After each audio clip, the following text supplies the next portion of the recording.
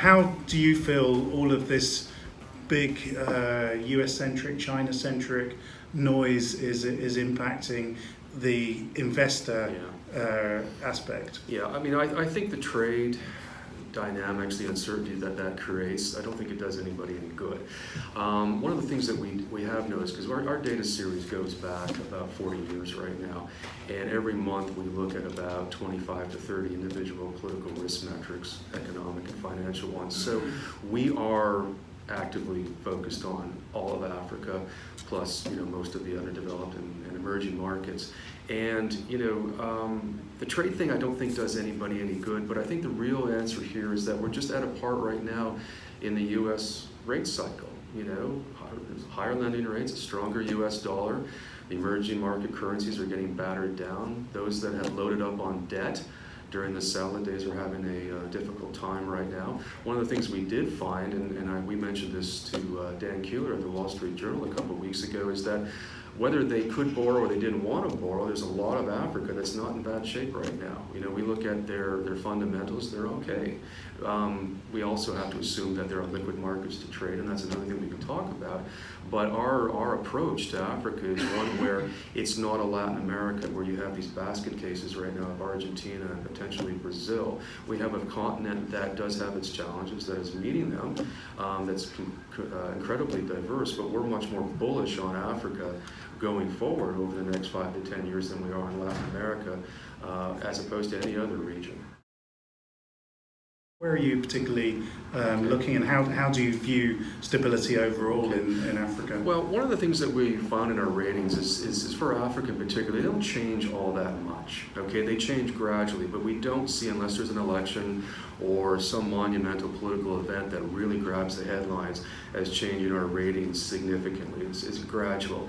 But one of the things because of that we've noticed, and again causes the bullishness on our half, is that over the last, say, 15, 20 years, the growth rates have been consistently impressive in Africa. I think it's really experienced the highest rate of growth since '94 in any sort of emerging market region.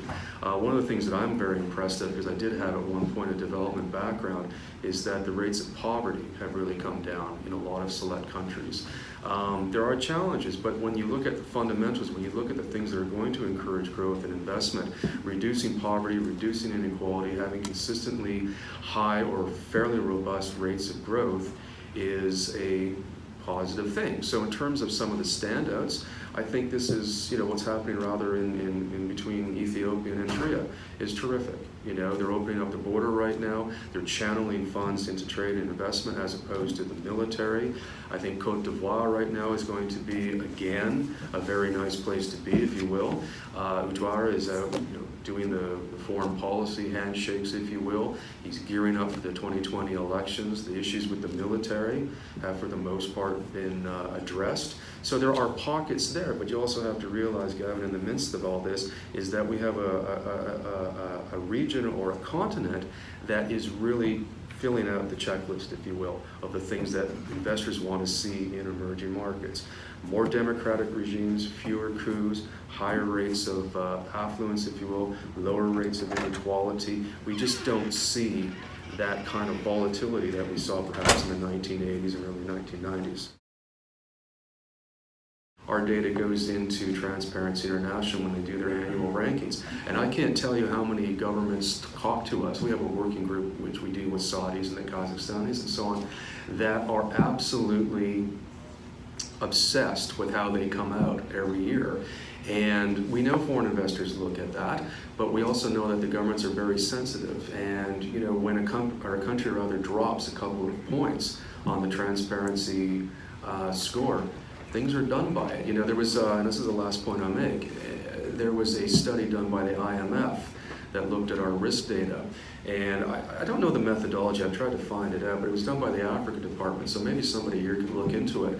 But what they found was, with our ratings, if there was a 1-point improvement in our corruption score, it translated into a 1% increase in GNP.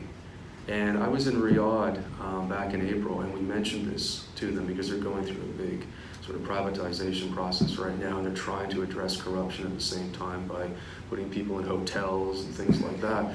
But you know, it's just absolutely astounding if you can bring your ratings up even by 1 point. That spillover effect, that extent to which investors, governments, lenders, foreign development agencies, so on, take notice of that is really, really quite significant.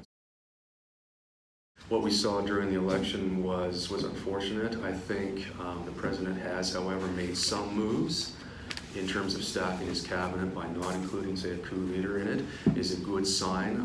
But I really think from an investment... And just explain who this is the... What's his name? The coup... What's his last name again? I can't remember. Yeah. Well, the guy who led the coup, Yeah. Chiwenga. There you go. Yeah. Sorry, it's a regional accent we have, so we have issues with that. It's always a communication problem. So it's like a potato thing. See? But there's a couple things that I think are interesting about that. One is this whole land reform process has been going on for a long time, and it's painstakingly slow. And one of the reasons why it's been going on for so long is that there's not a lot of clarity, as you all know, in the Constitution about how to expropriate land with or without compensation. I mean, and this is not all that different. If you look at most sort of common law constitutions throughout the Commonwealth, if you will, there is always a provision for land expropriation in the public interest or something like that. And that doesn't give, I can tell you right now, investors or anybody who wants to sink money into a country any kind of confidence. So if the president is talking about adding clarity to that, in other words, expropriation in the event that the land is vacant or in the event that the land is heavily indebted. I mean, rational means for expropriation. That at least gives investors, those that have got a stake in the country, something to hang on to.